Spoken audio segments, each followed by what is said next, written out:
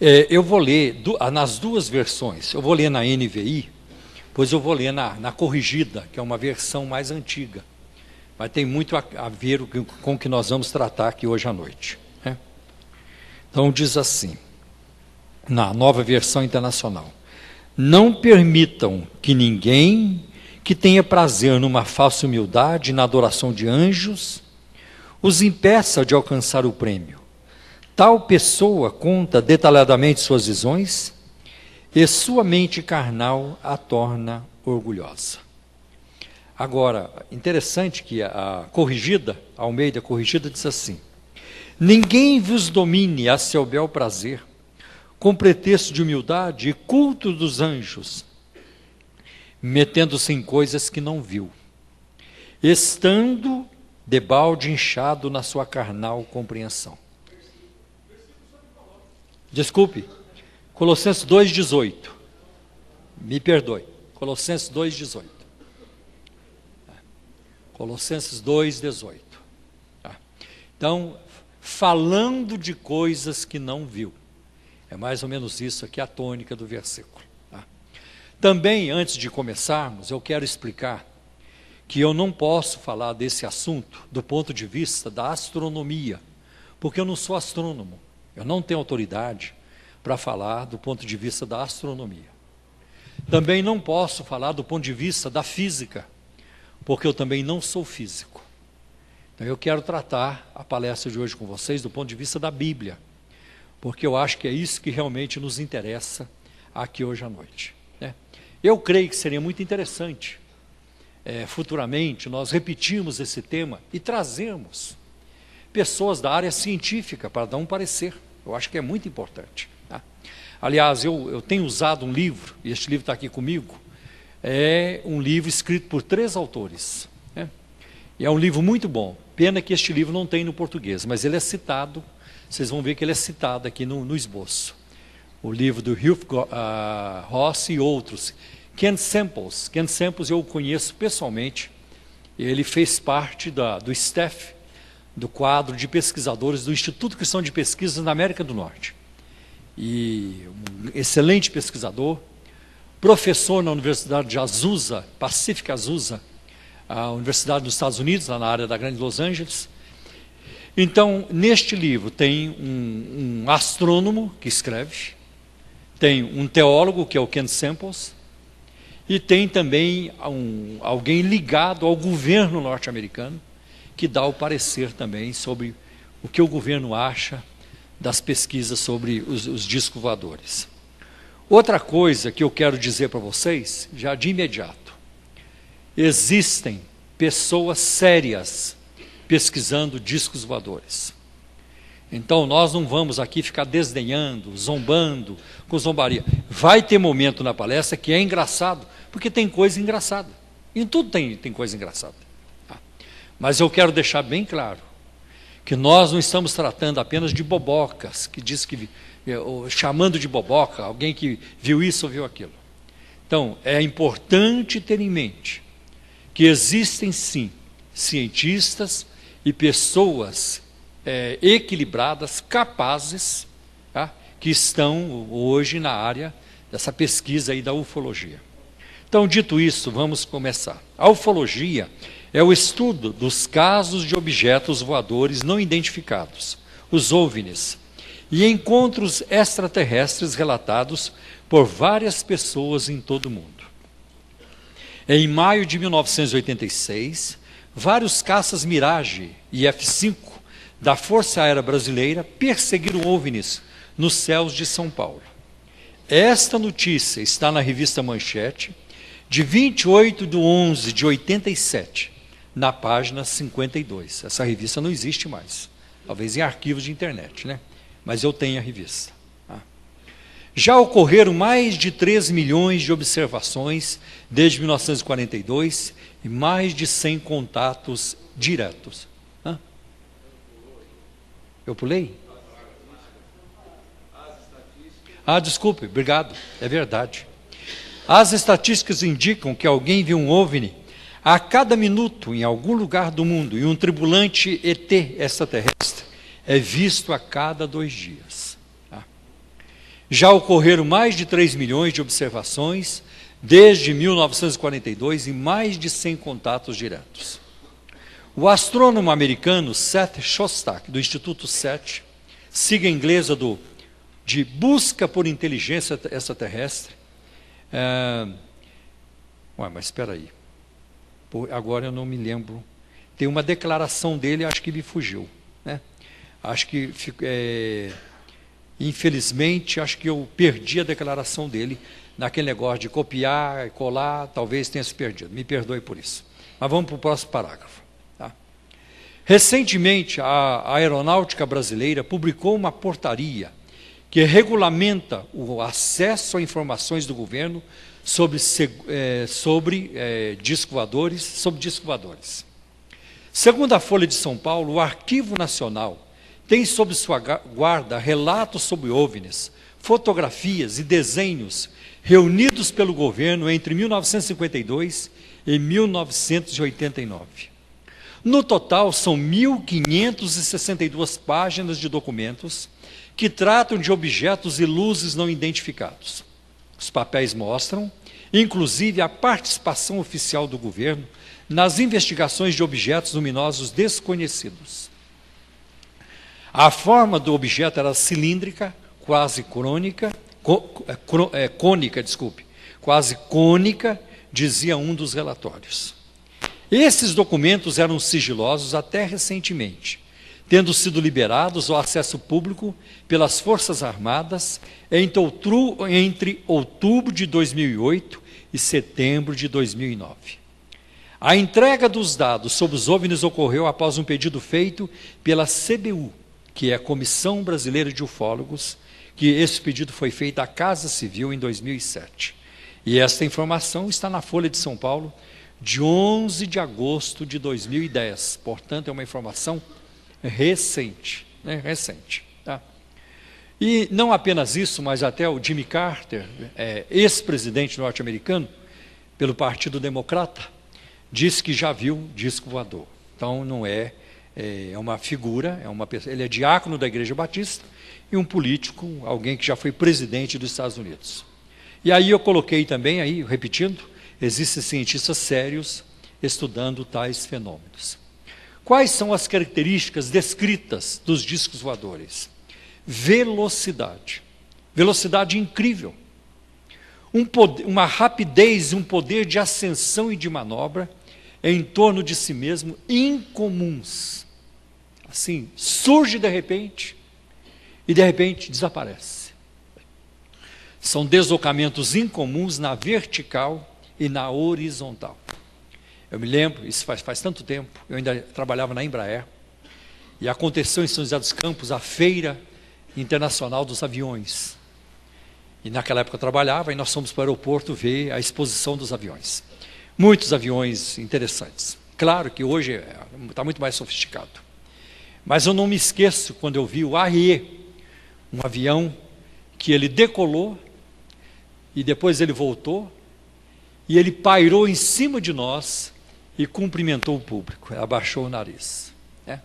Então era um avião que ele decolava normalmente, mas ele funcionava como um helicóptero também. Achei muito interessante isso. O que são os OVNIs? Os OVNIs são fenômenos aéreos estranhos.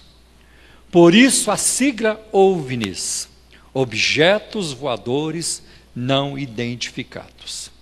Tais fenômenos podem ser classificados em 7 categorias. Aí a gente chama o primeiro de VD, visões distantes. Observações de luzes estranhas no céu, discos noturnos, visualmente ou no radar. O segundo passo, que seria o primeiro grau, chamado de contatos imediatos de primeiro grau, CI1, quando se vê um OVNI, um disco voador, com ou sem tripulantes, a 150 metros ou menos. Vou fazer aqui uma pausa para dizer que o assunto interessa demais a mídia, interessa demais o cinema.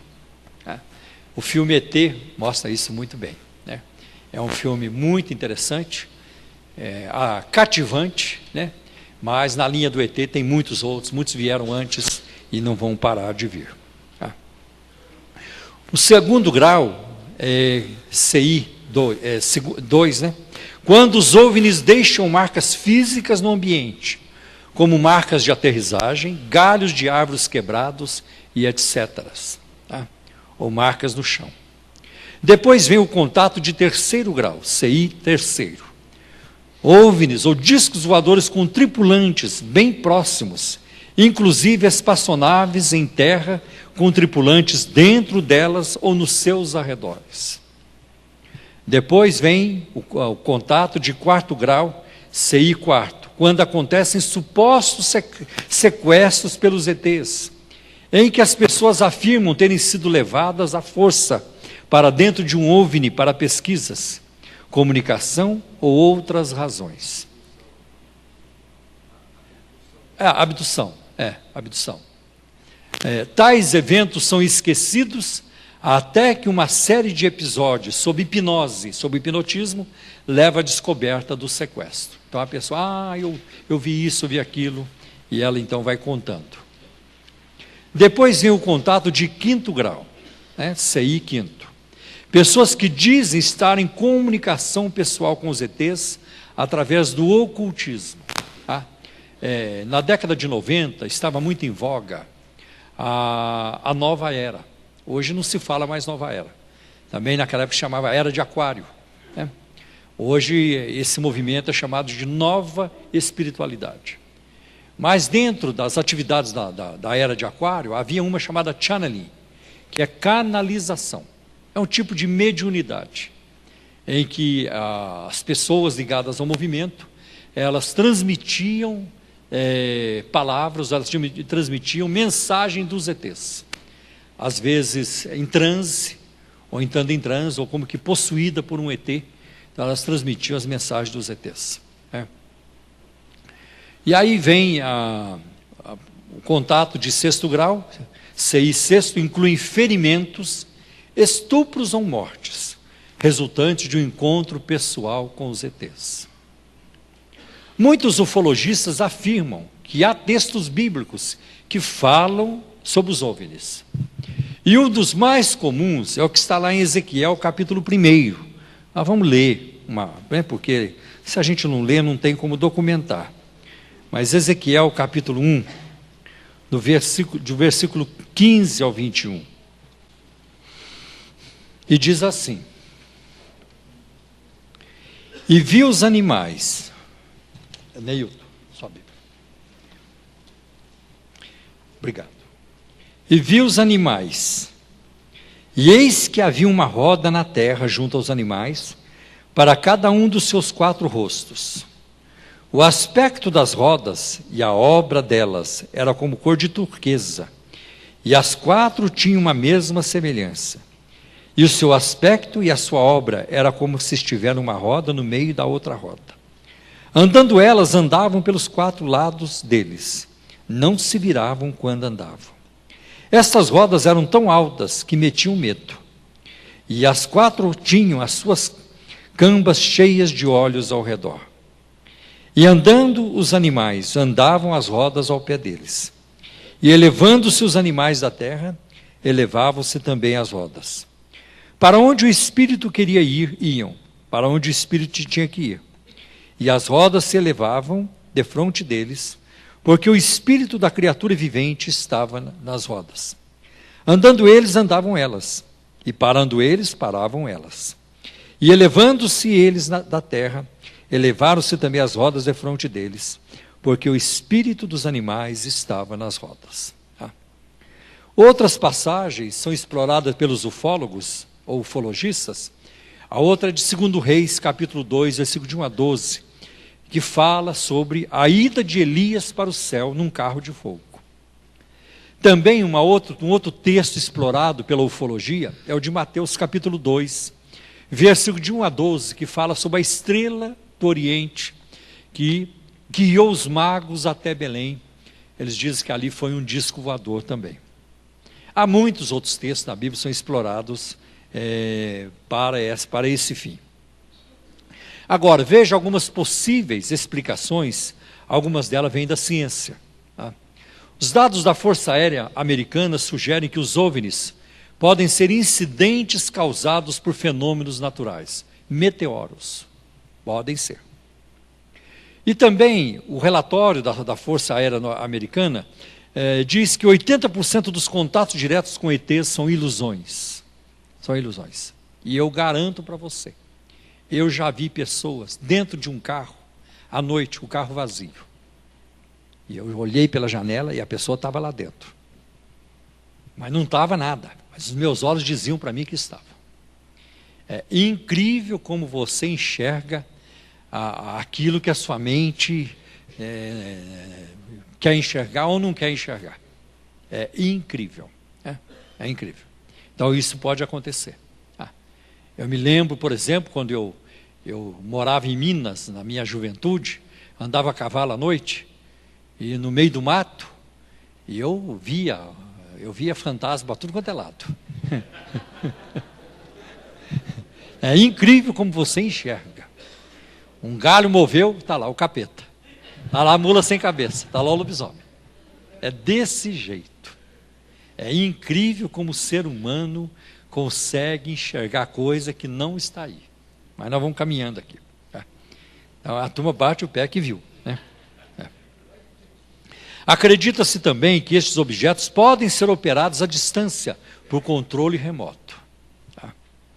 Não há provas materiais. Até hoje, por exemplo, nós nunca vimos o escafandro de um ET, ou o chinelo do ET, que esqueceu na hora que foi entrar no disco voador e o chinelo caiu e ele não voltou para pegar, ou o lenço do ET.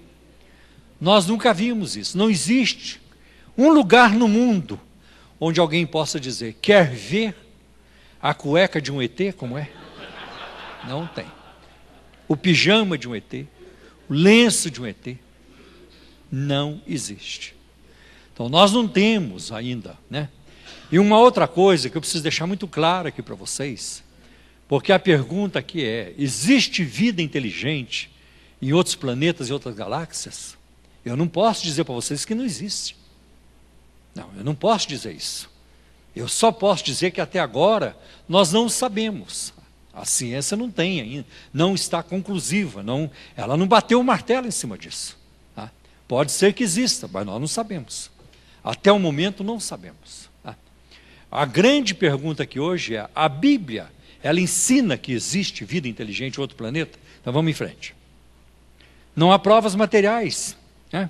Para algum objeto do disco voador, o parafuso do disco voador, alguma ferramenta que caiu, alguma luz que ficou para trás, ninguém tem. Tá?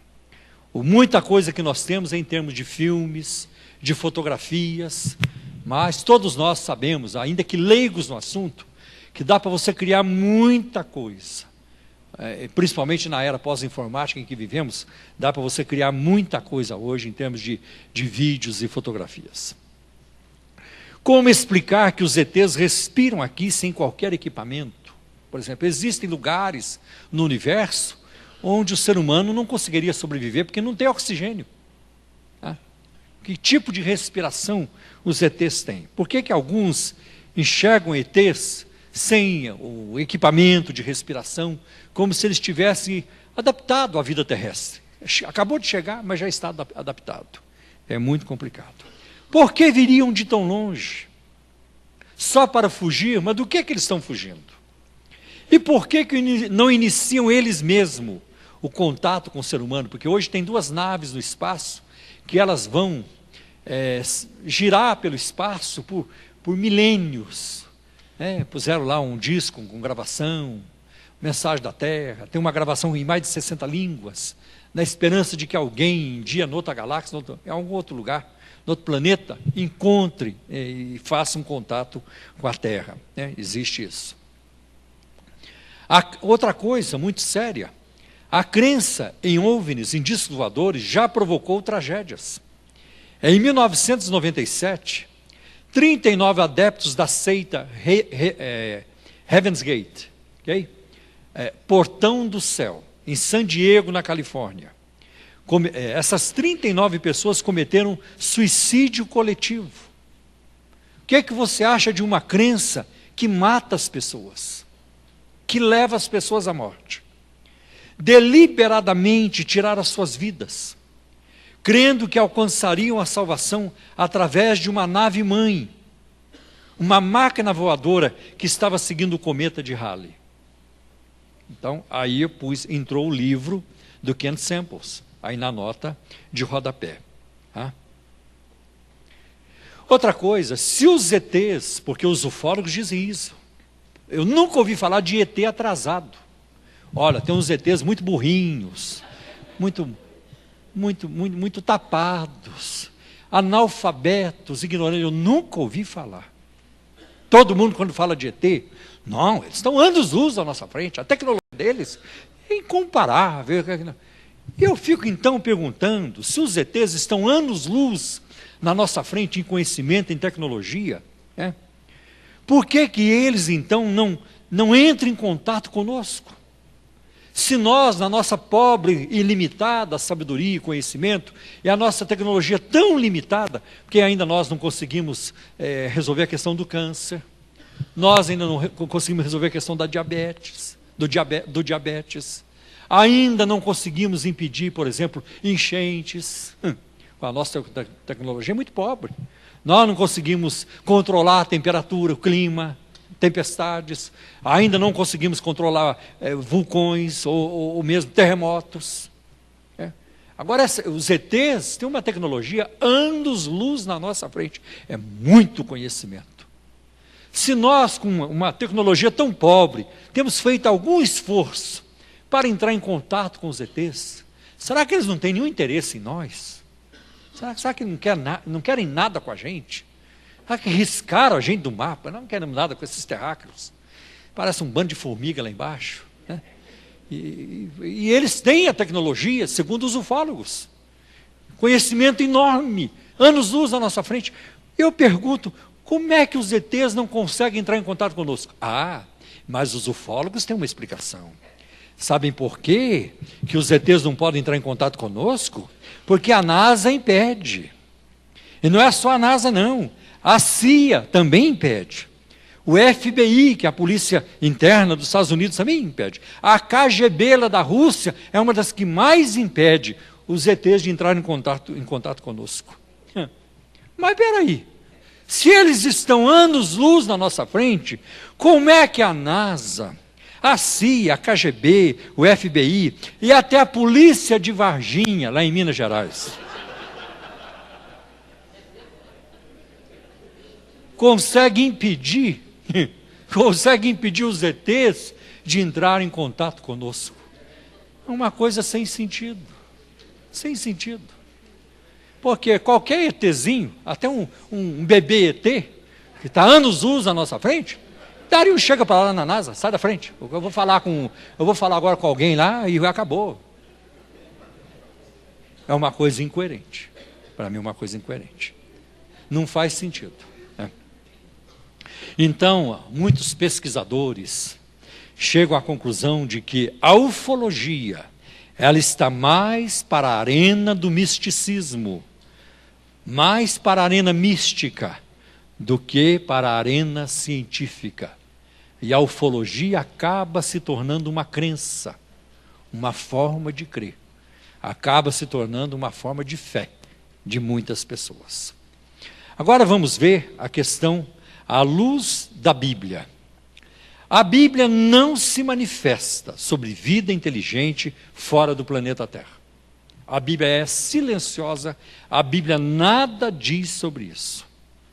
O Salmo 115, versículo 16, até indica que o nosso lugar é aqui na Terra. O nosso lugar é aqui na Terra.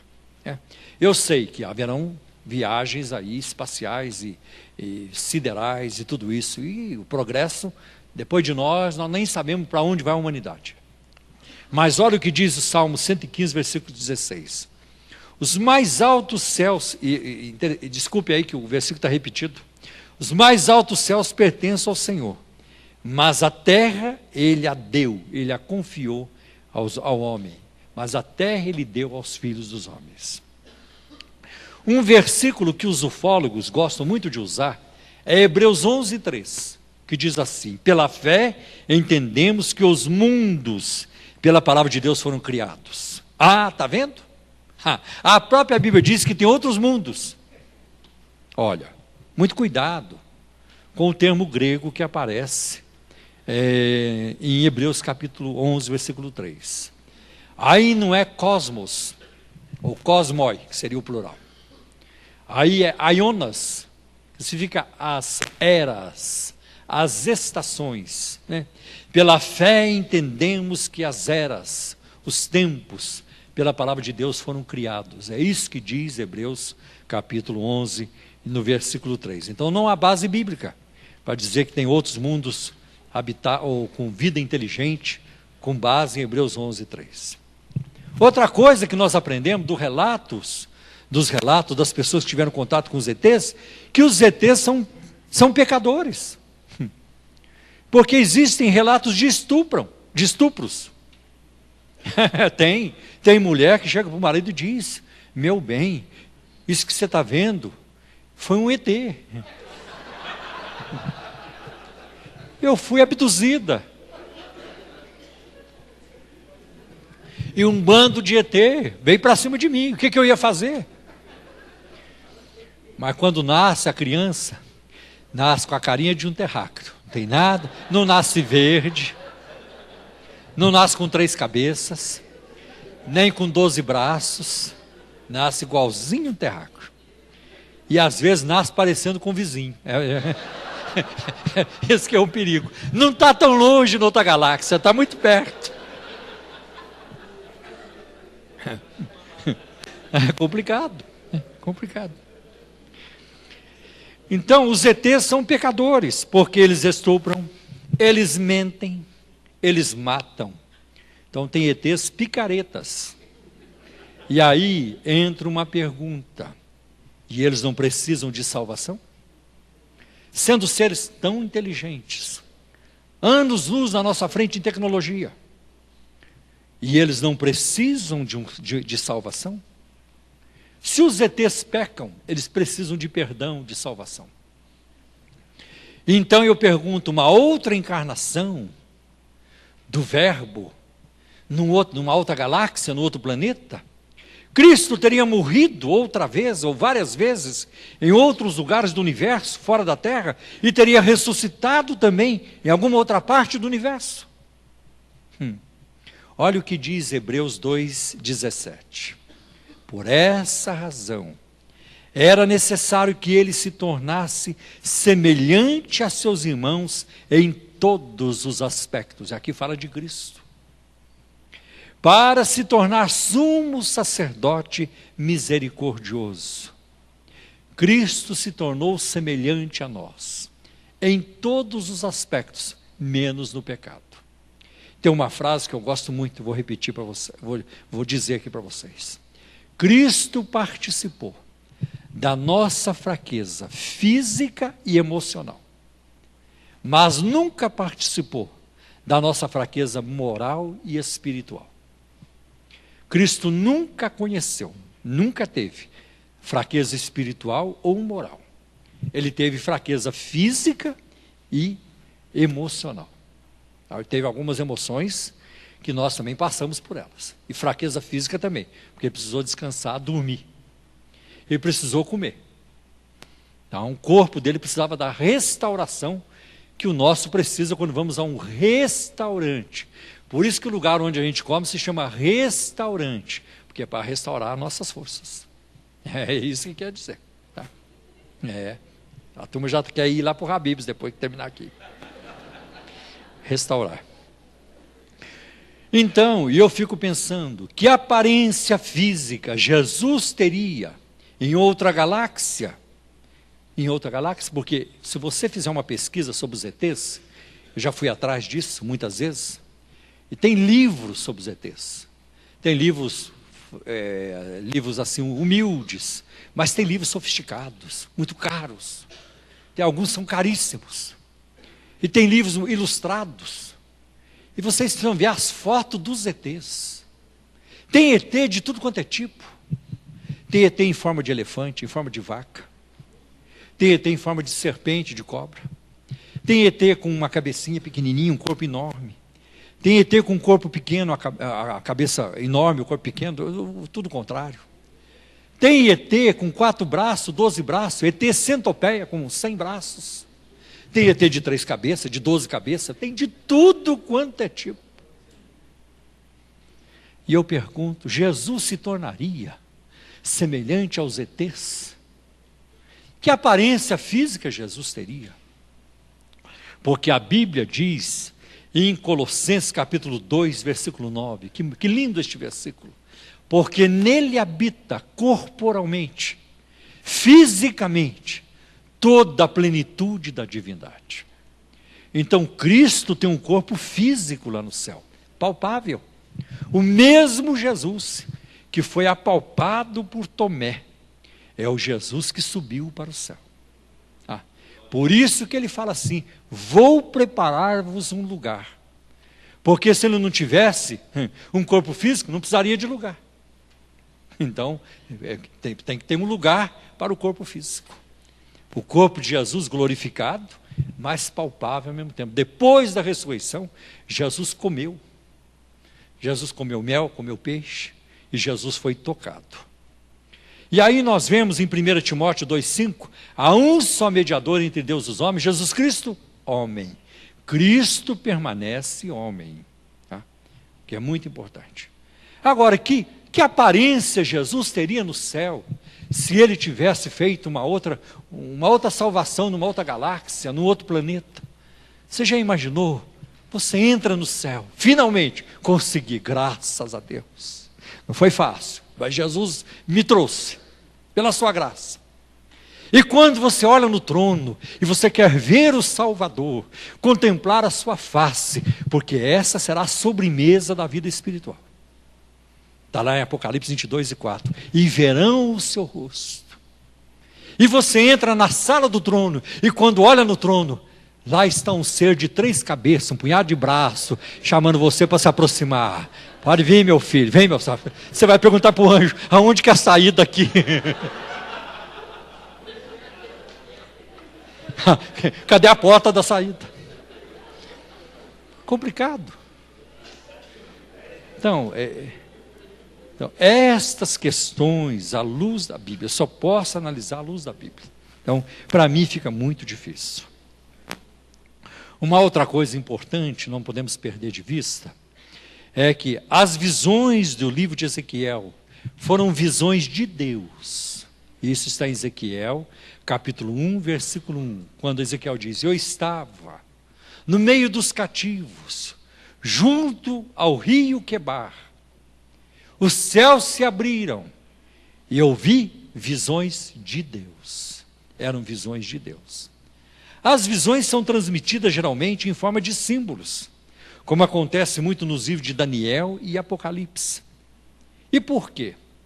Geralmente a literatura apocalíptica, ela vem com símbolos, com códigos, porque é uma forma de proteger o escritor e o seu povo. Então Babilônia, por exemplo, não sabia dos símbolos que Daniel empregava. Então a literatura apocalíptica, ela vem eivada, ela vem com muitos símbolos, justamente para que os opositores, e ela surge em época de perseguições, não entendam aquela linguagem, é uma linguagem para os internos. Então por isso que Daniel e Apocalipse são assim. Assim a semelhança das coisas, em Ezequiel 1, versículo de 15 a 28, não é literal, mas simbólica, são símbolos. Por exemplo, se você pegar Ezequiel 1 e 10, que fala dos seres viventes, um com rosto de boi, outro com rosto de homem, outro com rosto de águia, outro com rosto de leão. Esta visão se repete em Apocalipse, capítulo 4, versículo 7. E que Orígenes, um dos pais da igreja primitiva, pai da alegoria, que ele gostava muito de alegorizar, né? E alegorizar é quando você encontra significado para tudo que tem na Bíblia, quando a Bíblia não está falando aquilo. Você quer ver? Uma vez, um pastor estava pregando sobre Davi e Golias. E Davi passou no riacho e pegou 5 pedras para matar o gigante Golias. Sabe quem são essas pedras? As 3 primeiras, Pai, Filho e Espírito Santo. E as outras 2 são os diáconos e os presbíteros da igreja. Isso é alegorizar. Isso é alegorizar. Outra vez, um irmão estava pregando sobre o rico e Lázaro. Irmãos, o Senhor me revelou. E eu vou entregar, viu, irmão? Porque quando Deus revela, eu entrego. O Senhor me revelou. Quem são os 5 irmãos do rico que estava lá no Whats? Irmãos, os 5 irmãos do rico são 5 continentes do mundo. Não tem nada a ver. A Bíblia não fala nada disso. E aí vão alegorizando, vão encontrando significado em tudo. É muito complicado isso, e até hoje as pessoas fazem isso abertamente. Tá? Então, Orígenes fazia também. Então, ele aplicou para os 4 evangelhos. Olha, o evangelho de Mateus é o leão, porque Mateus apresenta Jesus como o rei. O evangelho de Marcos é o boi, porque no evangelho de Marcos, Jesus aparece como servo, e o boi é o que serve. Para que o boi serve? Para puxar o arado o dia todo. E depois que morre, ainda vira carne de vaca. Isso que é humilhante para o boi. Só apanha o dia todo, puxando carro de boi, sofrendo, levando ferroada do carreiro. E depois que morre, ainda vira carne de vaca. Tá? E aí tem o evangelho de Lucas. Lucas é o rosto do homem, porque Lucas apresenta Jesus como o homem perfeito. Né? Então, essas são as alegorias. Eu não estou dizendo que é isso. E nem creio que Ezequiel 1:10 e Apocalipse 4:7 foi escrito com esse propósito. Eu não creio nisso. Mas é assim que alguns interpretaram. E eu estou apenas informando. E aí sobrou o evangelho de João. O João é a águia. Porque a águia é o único animal que consegue olhar no sol sem se ofuscar. Ela tem uma película no olho que a protege. Então ela pode olhar no sol. E o evangelho de João é o que mais olha na pessoa de Cristo. Né? Ele centraliza em Cristo. Então está aí a explicação de alguns. E é com base, Ezequiel 1:10 também, que a Amy Semple McPherson, que é a fundadora do Evangelho Quadrangular, ela justificou o nome da igreja Evangelho Quadrangular. Né? Também ela usou esse texto. Jesus salva, Jesus cura, Jesus batiza com o Espírito Santo e Jesus voltará novamente, é o que ela colocou.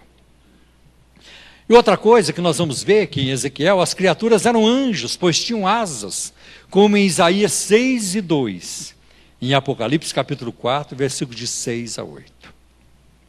E uma outra coisa que vamos encontrar em Ezequiel 1, versículo de 1-4, é que a mensagem transmitida era de Jeová e não dos ETs. Outra coisa que complica muito para os evangélicos, para os teólogos, eu diria, são as mensagens dos ETs, o conteúdo das mensagens. Por exemplo, muitos ETs têm falado que a religião bíblica é falsa e superada. Eles são muito atrasados. Fica crendo num livro aí de 2000 anos atrás. Tem ETs que falam isso para as pessoas.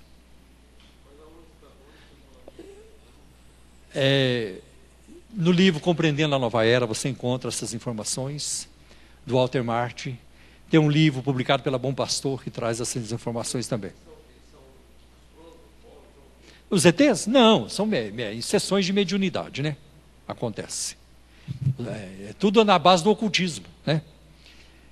Que o homem, o ser humano, deve desenvolver a sua capacidade psíquica. Que estamos no limiar de uma nova era de esclarecimento secreto. Que Deus, o homem e a natureza fazem parte da mesma essência divina. E aí entra o panteísmo. Então, tem ETs que transmitem essas mensagens. Né? Ou as pessoas que tiveram contato com os ETs dizem que eles falaram isso também. São relatos.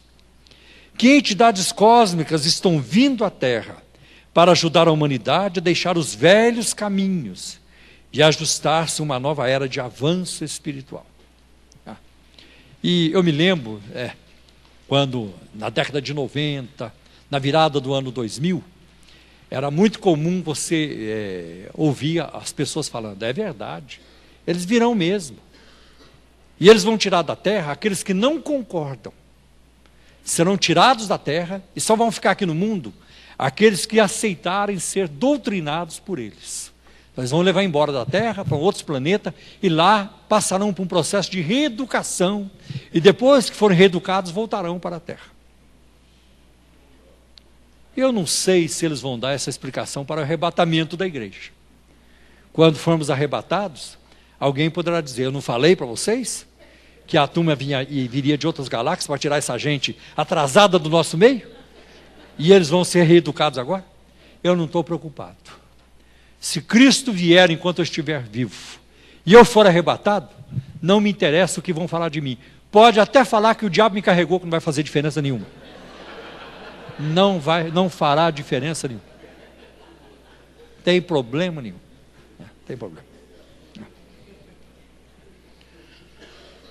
E agora, nós vamos caminhando para o final, né? Muitos pesquisadores e teólogos admitem que os fenômenos ligados aos OVNIs possam ser atividades demoníacas. Efésios capítulo 2, versículo de 1 a 2 diz: vocês estavam mortos em suas transgressões e pecados, nos quais costumavam viver, quando seguiam a presente ordem deste mundo e o príncipe do poder do ar, o espírito que agora está atuando nos que vivem na desobediência. O Dr. Walter Martin, que foi meu mentor, com quem eu aprendi a apologética, com quem trabalhei, e foi considerado um dos maiores apologistas de toda a história, ele diz, um dos maiores, não o maior, mas um dos maiores. E ele diz assim: o segredo é a teologia deles. Dizem todos a mesma coisa e tudo é uma deturpação da Bíblia. Isso me faz acreditar que o que a Bíblia diz que ocorreria está acontecendo. Estamos tratando com uma outra dimensão da realidade que a Bíblia menciona frequentemente. Ela é chamada de domínio das potestades do ar. Em outras palavras, trata-se de uma manifestação sobrenatural que o cristianismo, o islamismo e o judaísmo chamariam de demoníaca. Não penso que exista um demônio por trás de cada arbusto ou árvore. Estou apenas dizendo: o que poderíamos esperar no fim dos tempos, em nossa cultura avançada? Esperaríamos uma manifestação que se ajustasse às estruturas da nova era? Que melhor maneira de atrair-nos do que com visitantes intergalácticos? Temos obsessão por eles, e é verdade. Tem pessoas que são tão obcecadas com discos voadores, e pessoas que são ricas, e elas constroem um discoporto na sua propriedade. Olha lá, não, vai descer, um dia vai descer, está preparado aqui para descer. Então as pessoas ficam obcecadas com isso. E as considerações finais eu coloco uma frase do Martim Lutero, o reformador. Satanás é perfeitamente capaz de afetar todos os sentidos da pessoa, de modo que ela juraria ter visto, ouvido, sentido e tocado algo que na verdade nunca viu, nem ouviu, nem sentiu e nem tocou. Mas antes de concluir a palestra e mudarmos o segmento aqui, a direção da reunião, eu quero dizer uma outra coisa para vocês. A crença nos discos voadores, a busca de contatar ETs e a busca por vida inteligente no outro planeta, revela a busca do ser humano pelo sobrenatural. Não é outra coisa a não ser isso. Eu diria tem muito a ver com isso. Eu gosto muito daquilo que está em Eclesiastes, capítulo 3, versículo 11, que Deus colocou no coração de todo ser humano o anseio pela eternidade. Então as pessoas estão buscando. Então quando a palavra de Deus não serve, quando a palavra da cruz não serve, quando Jesus não serve, vamos atrás de um ET. Vamos atrás de um ET. E um ET é um modelo que mais se aproxima do ser humano, porque eles mentem também, eles aprontam. Tem ET tarado.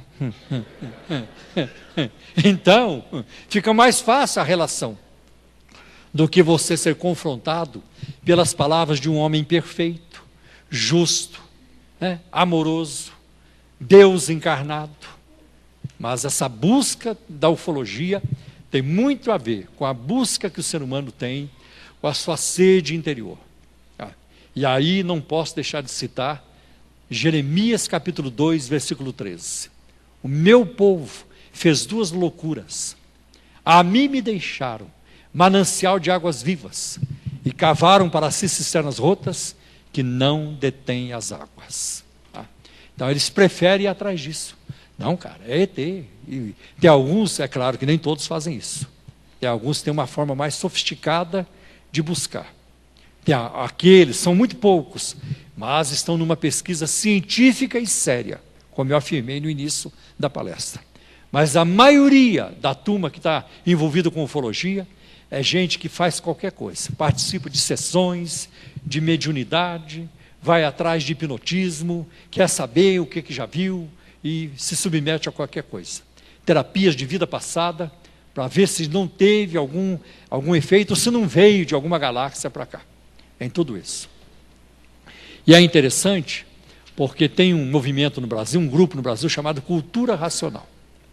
A cultura racional foi fundada por um homem chamado Manuel Jacinto Coelho. Ele era chefe da TEFA, Manuel Jacinto, Francisco de Assis, né? E ele era líder, Manuel Francisco de Assis, se não me engano. Ele era líder da TEFA, Tenda Espírita Francisco de Assis. E ele um dia juntou Umbanda com disco voadores, Umbanda com ufologia. E ele escreveu uma série de livros chamada Universo em Desencanto. E é uma série que não acaba nunca, nunca acaba. Depois que você já leu 22 volumes, ainda deve ter mais uns 200 para você ler. Porque cada hora tem que lançar um novo, porque senão tem que manter a venda, não pode parar, não pode parar. E aí a coisa se torna repetitiva o tempo todo, o tempo todo. Mas a cultura racional, para mim, ela não é nenhum dos dois, não é nem cultura e nem racional. Porque o líder, já falecido, dizia que a mente dele não era desse planeta Terra. Ele tinha uma mente de um outro planeta, de uma outra galáxia, e ele era a única pessoa na Terra que conseguia fazer contato com os ETs. E eles então criaram um centro, lá na Baixada Fluminense, num lugar chamado Vila de Cabo. Eu estive lá, eu visitei o local, né, para receber os discos voadores, e a crença é essa. E até hoje ainda tem muita gente que crê nisso aí, no universo em desencanto, e acha que ele já morreu, mas acha que de alguma maneira os ETs ainda virão. Bom, quem viver verá. Fica aqui a nossa exposição, a palestra. Nós vamos fazer uma pausa agora e em seguida vamos abrir para perguntas. Alguém tem uma pergunta? Vamos começar com a Rita ali, perto da coluna ali, viu, irmãozinho? A Rita Santiago, ali perto da coluna.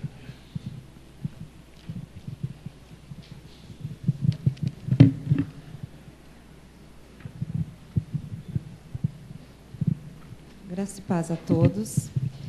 Pastor Paulo, eu gostaria de saber, assim, em relação, se há uma resposta científica e a visão da Bíblia sobre aqueles fenômenos, acontecimentos que se dão assim em várias partes do planeta, sobre aquelas formações circulares nas plantações, que muitas pessoas nomeiam como visitações extraterrestres. Esses círculos, né? São círculos no chão, na Inglaterra aconteceu bastante. Hã? Exatamente. Então, aí fica uma incógnita. São contatos de primeiro, segundo, terceiro grau, marcas no chão. Muitas vezes tem explicações. Já aconteceu, por exemplo,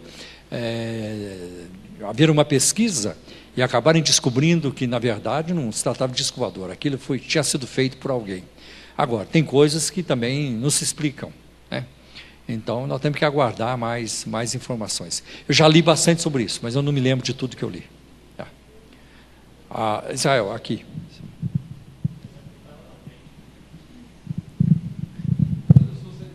Esse aqui é por último. Para fechar com chave de ouro. Graça e paz a todos. Também meu nome é Walter. Circula na internet a teoria do design inteligente, né?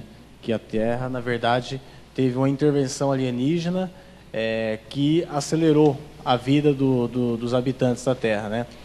Eu queria saber, pastor, como é que a gente consegue debater não sei se é essa a palavra correta, né? Mas como é que a gente pode esclarecer isso para um ufólogo, um estudioso, à luz da Bíblia, debater essa teoria do design inteligente? Olha, isso não tem a ver com ufologia.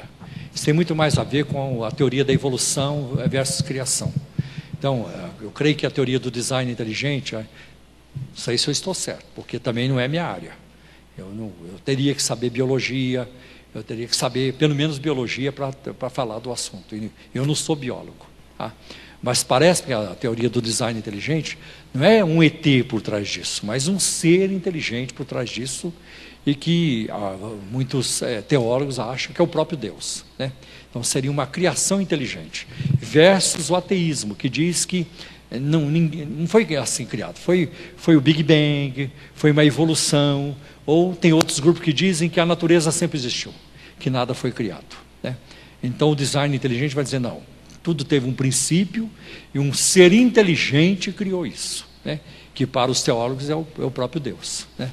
Então eu acho que, por exemplo, quando a Bíblia diz em Gênesis 1:1, no princípio criou Deus os céus e a terra, ali Moisés já refutou muita coisa. Moisés refutou, por exemplo, o evolucionismo, Moisés refutou o ateísmo, né? Moisés refutou um punhado de ismo por aí, né? Então essa é a questão.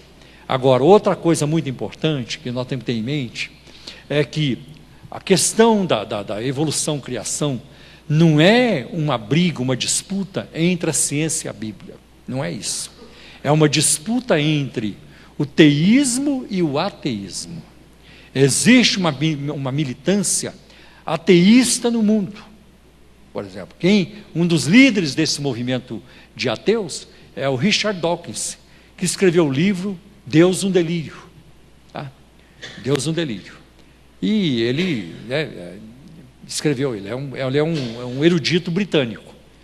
E aí, para refutar o Richard Dawkins, Deus nos deu Alistair McGrath, que também é um erudito, um acadêmico britânico, tá?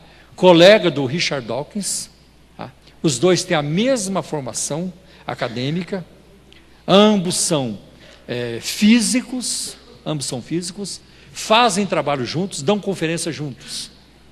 Mas o Alistair McGrath tem uma vantagem, ele é teólogo e o Richard Dawkins não é. Então, se você pegar os livros de Dawkins, você vai encontrar vários erros que ele faz à luz da Bíblia, né? Por exemplo, é como se, não estou dizendo que é esse, apenas vou ilustrar. É como se você estivesse lendo um livro onde o autor dissesse assim, tá? E Maria Madalena pegou a funda e derrubou o gigante Golias. Todo mundo sabe que não foi a Maria Madalena, né? Então, erros desse tipo. Aí o Dawkins sai corrigindo. O Richard Dawkins, o ateu, ele era crente, e ele foi para o ateísmo. O Alistair McGrath era ateu e tornou-se cristão, né? Tornou-se cristão. E ele é um grande defensor da fé. Ele tem muitos livros publicados e vários dos seus livros estão já traduzidos para o português. Eu gosto muito daquele Paixão pela Palavra. Ou então, tem um volume dele de teologia histórica, é muito bom. Ele fala do pensamento cristão ao longo da história. Então, excelente teólogo, e é um cientista também, não é só teólogo, ele também é um cientista na área da física, tanto quanto o Richard Dawkins. Inclusive, existem na Inglaterra vários ateus que não querem ser associados com o Richard Dawkins, porque já viram que a lição de casa não está sendo muito bem feita. Então, essa é a diferença. Aqui tem uma pergunta, cadê o... sim. Boa noite, pastor, boa noite a todos. Pastor, os ufólogos costumam usar uma passagem bíblica, que quando Jesus disse, na casa do meu pai há muitas moradas. Queria que o senhor explicasse essa parte bíblica. Olha, essa passagem não é só os ufólogos, os espíritas também, eles usam João capítulo 14, para dizer que nós, depois da morte, podemos ir para outro planeta, onde vamos passar por evoluções. Então, os espíritas, os reencarnacionistas também falam sobre isso. Agora, veja o texto de João capítulo 14, onde está a sua pergunta. João 14, a partir do versículo 1. Não se turbe o vosso coração, credes em Deus, crede também em mim. Na casa de meu pai há muitas moradas. Se não fosse assim, eu vos teria dito, vou preparar-vos lugar. E quando eu for e vos preparar lugar, virei outra vez e vos levarei para mim mesmo, para que onde eu estiver, estejais vós também. Então a pergunta que cabe aqui é: aonde está Jesus? Jesus está em Marte? Duvido. Jesus está em Plutão? Não. Quer dizer, está porque está em toda parte, ele é onipresente, mas fisicamente não. Aonde Estevão viu Jesus? À direita de Deus. Tá. E aí nós vamos ver, acho que em Colossenses capítulo 3, buscais as coisas que são de cima, onde Cristo está sentado à destra do Pai. Tá. E outro texto muito importante é de Hebreus capítulo 1, versículo 3, que ele, havendo feito a purificação pelos nossos pecados, assentou-se à destra da majestade nas alturas. E o próprio Jesus, no livro de Apocalipse, ele vai falar isso, numa das cartas das igrejas, né? Ao que vencer, dali-ei que se assente comigo no meu trono, como eu venci e assentei-me no trono de meu Pai. Então é lá que ele está, né? No céu, e tem espaço para todos nós. A prova disso é Apocalipse capítulo 7, quando João viu uma grande multidão, que ninguém podia contar, de todas as tribos, línguas e povos, nações, diante do trono. Então tem espaço para muita gente. Então eu não creio como os espíritas creem. Eu creio que nós estaremos com Cristo. E essa é a linguagem de Paulo também. Ausente do corpo, presente com o Senhor. Né? Agora, eu também acho assim, creio assim, que nos novos céus e na nova terra, todo o universo estará à nossa disposição. A crença de que o crente vai pegar um cobertor da mão do anjo, sentar numa nuvem e ficar lá por toda a eternidade, isso não tem nada a ver com a Bíblia. Ou então que você vai ajoelhar lá no céu e ficar olhando num ponto por toda a eternidade, isso não tem nada a ver. Céu é muito divertido, é muito divertido, e Jesus vai garantir a diversão, nunca vai acabar a diversão, porque eu já fui na Disneylândia, não dá para ver tudo num dia. Não dá para ver tudo num dia. Pode levar a criançada na Disneyland, não dá para ver tudo num dia. Aí você volta outro dia, vê mais um pouco. Aí passados uns 10 anos, vou lá de novo, porque já vi, mas é bonito, tem novidade. Mas ninguém aguenta ir à Disneylândia todo dia. Se você receber uma pena do juiz, você tem que ir à Disneylândia todo dia por 10 anos, você vai chamar aquilo de inferno. Eu não aguento mais isso. Eu não aguento mais ver Disneylândia na minha frente. E olha que é um parque temático, é coisa de diversão. Agora, você já imaginou? Depois de trilhões de anos, eu não aguento mais o céu, Deus me livre. Eu queria dar uma descida, só para mudar um pouco. Não vai ter isso. Não vai ter isso. Então, a diversão está garantida por toda a eternidade. Por toda a eternidade.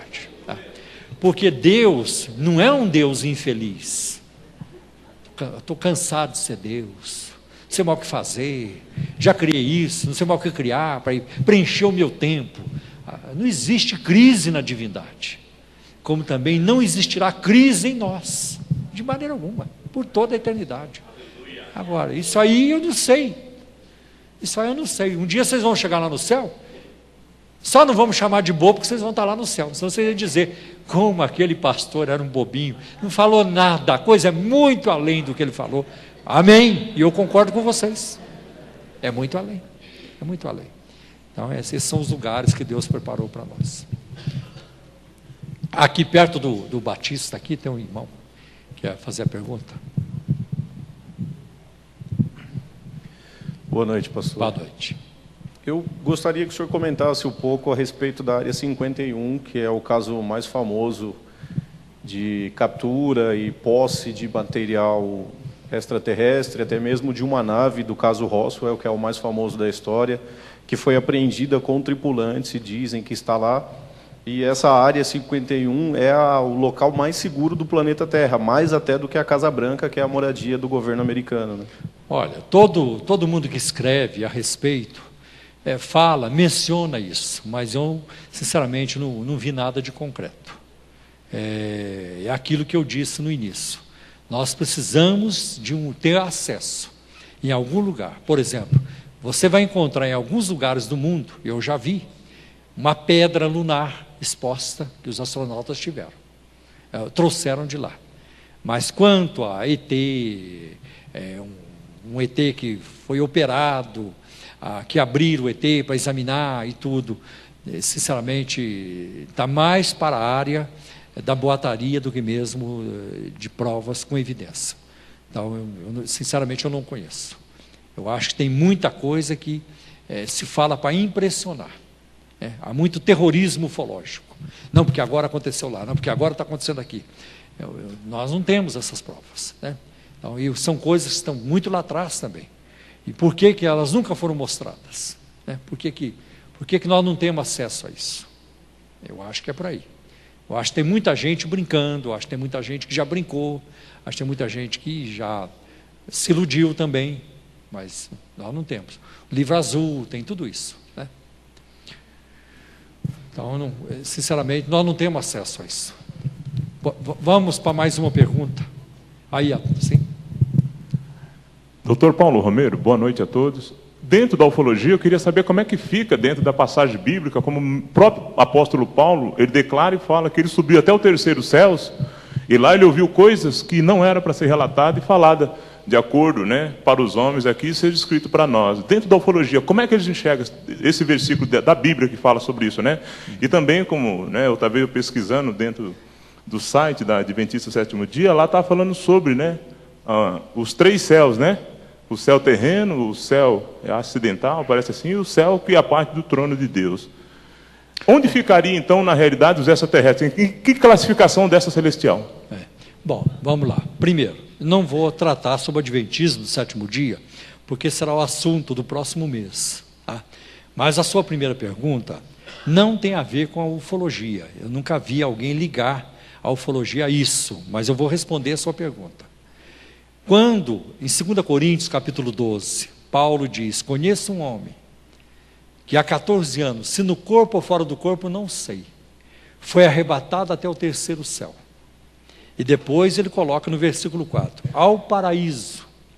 A palavra paraíso não é uma palavra bíblica, não é hebraico, e nem grego, é uma palavra persa, e significa lugar de deleite, lugar de delícias.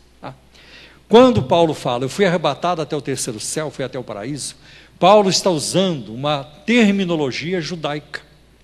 Do ponto de vista judaico, então, o espaço é dividido em três níveis. O primeiro nível é o nível das nuvens, dos pássaros. O segundo nível, segundo grau, seria o nível dos planetas, do firmamento e das estrelas, que está muito além. E o terceiro céu, aí sim é onde está o trono de Deus, onde é o paraíso, onde é o céu. Então Paulo, ele diz, eu fui até o terceiro céu. Tá? Eu fui até o céu. E essa é uma experiência muito interessante. E é tão interessante, e a gente sabe que Paulo falava de si mesmo. Por que a gente sabe? Por causa do versículo 7. Por causa da excelência das revelações, foi-me permitido um espinho na carne, que aí é outro assunto. Tá? Agora, o interessante que Paulo ele viu, ele ouviu, são experiências parecidas com a de João em Apocalipse, mas o que Paulo viu, ele nunca conseguiu contar. É inefável demais, eu não vou poder contar. E nem nós vamos precisar perguntar quando chegar no céu, porque o que Paulo viu, nós veremos. Eu não tenho dúvida. Paulo viu, nós veremos. Agora, eu fico preocupado quando as pessoas dizem que são arrebatadas e que vão lá no céu e voltam contando tudo. Olha, irmão, cheguei lá no céu. Irmão, cheguei lá no céu. Irmão, olhei na prateleira do céu. Irmão, tinha colar, tinha brinco, tinha peruca, tinha batom, tinha estojo de maquiagem. A turma dos usos e costumes vê muito isso lá no céu. E uma vez eu usei o argumento deles contra eles. Eu reconheço que fiz um cambalacho, reconheço. Eu disse, mas se essas coisas são impuras, como é que elas entraram lá no céu? Aí eles não sabem explicar, porque devia ter visto isso no inferno, né? Tem a turma também que é arrebatada e vai ao inferno, tá? E volta contando tudo que viu. Paulo nunca conseguiu contar. Muito cuidado com esses relatos de arrebatamentos, porque as coisas acontecem na mente da pessoa, porque ninguém sai do corpo. Inclusive, na crença, na ufologia, tem muito disso, de pessoas que dizem que saíram, foram para outros planetas, encontraram os ETs lá longe, e isso aí se chama projeciologia, e eu falei sobre isso aqui no encontro do Chico Xavier. Um amigo do Chico Xavier chamado Valdo Vieira, um médico lá em Brasília, ele é vivo, ele entrou muito por esse caminho, que você pode sair do corpo, fazer viagem astral, tá? Mas ninguém sai do corpo. Se você sair do corpo, você morre, porque a morte é isso, separação entre a alma e o corpo, ou o espírito e o corpo, tá? Então temos que tomar cuidado em relação a isso. É lamentável que lá em Boston surgiu um pastor, numa Assembleia de Deus de Boston, chamado Uriel de Jesus, e ele escreveu um livro chamado O Triunfo Eterno da Igreja, um livro que ele diz que escreveu por revelação, que ele foi arrebatado com mais 15 irmãos, e lá no céu eles entraram na sala dos escribas, e lá eles escreveram o livro, viram todo o livro, e ele volta e escreve esse livro, e ele revela aquilo que Paulo não conseguiu revelar, ele revela no livro. Eu revelo as coisas inefáveis que Paulo não quis contar. Eu também conto para vocês, ele abre no livro, o livro selado de Daniel, ele também abre. E ele também coloca no livro, ele revela também o que estava naquele livro que João comeu no Apocalipse, que foi amargo na boca. Ele também teve acesso àquele livro, tá? Então, essas coisas, nós não precisamos disso. Eu quero que vocês saibam de uma coisa, eu quero muito ser um homem cheio do Espírito Santo, eu quero muito ser um homem que Deus me use nos dons espirituais, Deus me use para ganhar almas, para curar os enfermos, que se tiver demônio, que Deus me use para expulsar os demônios também. Eu quero ser usado por Deus, mas eu não quero abrir mão do equilíbrio doutrinário. Nós não precisamos abrir mão da palavra, do bom senso, de uma interpretação equilibrada da Bíblia para sermos poderosamente usados por Deus. Nós não precisamos, porque o apóstolo Paulo foi um homem extraordinariamente usado por Deus. Está lá em Atos 19:11, Deus pelas mãos de Paulo fazia maravilhas extraordinárias. Mas procure em todos os escritos de Paulo alguma heresia, você vai encontrar? Não encontra. Falou diretamente do Senhor, e nós devemos ir pelo mesmo caminho. É muito complicado hoje, quando você liga a televisão, procura alguma coisa para ouvir, ou liga o rádio, até recomendo que não liguem, é muita palhaçada, é muita picaretagem, é muita paranoia, é muita coisa ruim, que essa turma vai falando, e sem responsabilidade. Não, o Evangelho, ele satisfaz. O Evangelho tem poder para salvar, para transformar, para fazer tudo que nós precisamos. Então nós podemos ser cheios do Espírito Santo, e devemos ser cheios do Espírito Santo, mas sem abrir mão do equilíbrio doutrinário, né?